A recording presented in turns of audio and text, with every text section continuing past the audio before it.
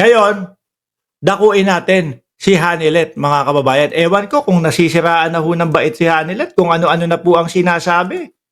Kaya nasosoplak na ho, mga kababayan eh. Oh, bumabate, congratulations daw ho. Congratulations sa Pilipinas. Natuwa, no? May kinidnap at pinatay na naman. Ibang klaseng mag-isip talaga pagka yung kasama ng mga Duterte eh. Oh, congratulations daw kasi may kinidnap at pinatay. Nagbubunyi, madam. Hindi, alam naman natin na sarkastiko ho yan, mga kababayan. Sabi ni Hanilet dito, na parang may topak ang kanyang komento, congratulations sa Pilipinas. May kinidnap at pinatay na naman. Eh para naman tayong hindi sanay nung namumuno si dating Pangulong Duterte. Doon niya nakahandusay pa sa labas.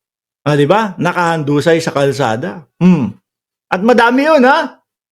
20,000 to 30,000.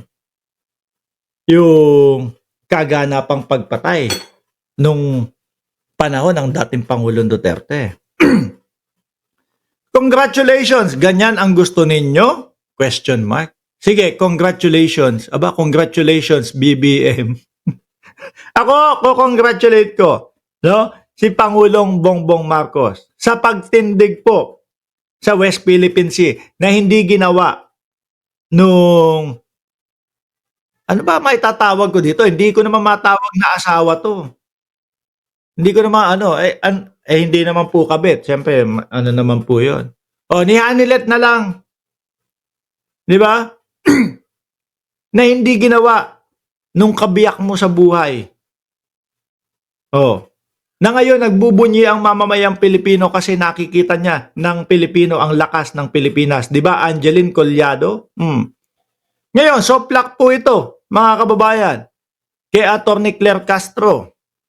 Sabi ni miski si Atty. Claire Castro, hindi maintindihan. Hindi natin malaman bakit ganun ang naging attitude ni Miss Hanilet. Hindi sila kasal ng dating Pangulo. No? Kasi Miss ang tawag eh. Parang ikinatuwa pa ba niya na may mga ganitong sitwasyon, no? Sa bansa. Parang ang ganun ho ang nangyayari. Congratulations daw ho eh. No? Pero ang gobyernong Marcos ho, pamahalaang Marcos, mga kababayan, sinisikap na maubos ho lahat yan, mga bossing.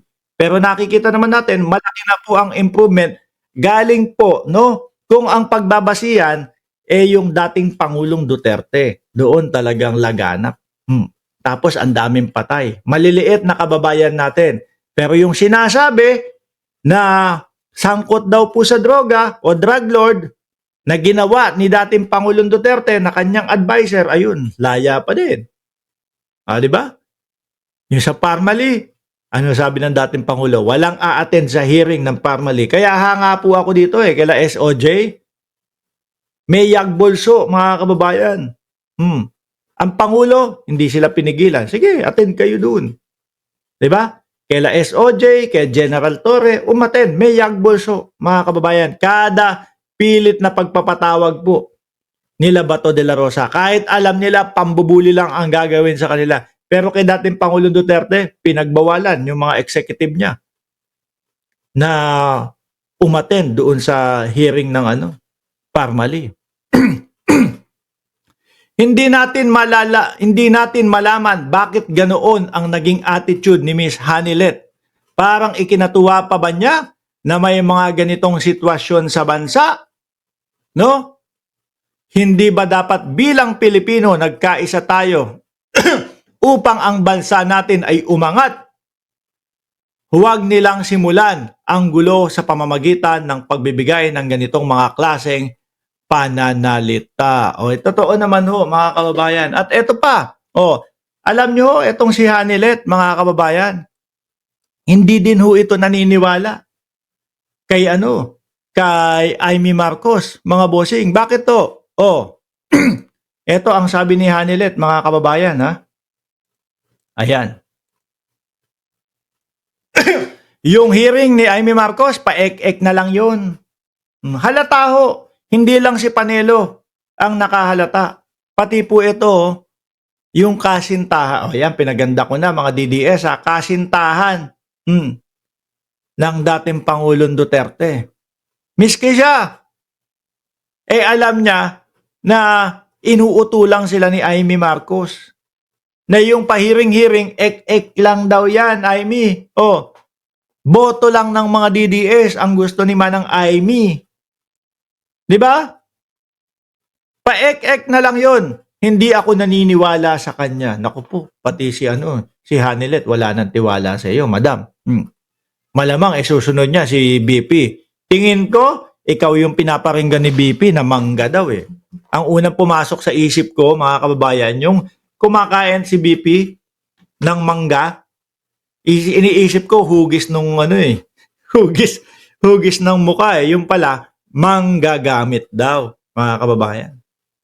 Kaya wala. Ano po ang nangyari do sa kandidatura ni Amy Marcos? Lagapak po sa mga survey na wala po sa top 12, no? Hindi ako naniniwala sa kanya. Paano ba naman, mga kababayan? DDS hindi naniniwala sa kanya. Ayaw siya iboto. Tayo ba naman iboboto natin si Amy Marcos? Kahit po kapatid ng presidente yan? Hindi. Dahil alam natin na iba ang interest nito. Yung mga government supporter, hindi din po. Di ba? Kasi ito, mga loyalista, government supporter, at mga kakamping po, expect mo pa na iboto na mga kakamping yan. Lalong mas malabo ho. Di ba? Kaya ayun, yun naman po yung talagang tatlong pagkukuhanan ng boto eh. DDS, government supporter, at mga kakamping. Lahat do sa mga nasabi, wala ho, mga kababayan. Di ba? Hindi ako naniniwala sa kanya. Tanong siya na ano ba talaga ang nangyayari. Ganyan si Amy, lalo na doon sa hearing niya, di ba? Ayan na, hindi ko na alam kung ano nangyayari dito. No? Pagka hindi nila napilit yung sagot nung kausap nila, ay nako, ganito. Kapag ka na-corner sila, sasabihin, biglang lilipat ng ibang topic.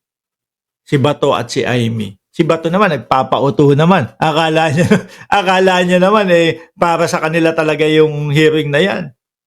Ang hindi niya alam, para makuha lang. No? Para makuha lang yung boto ng mga DDS. Sabi ni John Capacete, Sir Mark, paano pag naging Senate President Padilla si Robin? Ay naku po, ewan ko na lang.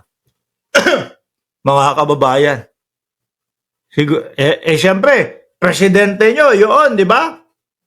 Tapos ano pa yung mga nasa ilalim? Sabi ko nga nahihiya na ako sabihin ng number 1 senator ng Pilipinas si Robin Padilla. Siyempre, ano naman po ang iisipin ng mga makakarinig sa atin? Ay, number 1 senator ng Pilipinas, ganyan.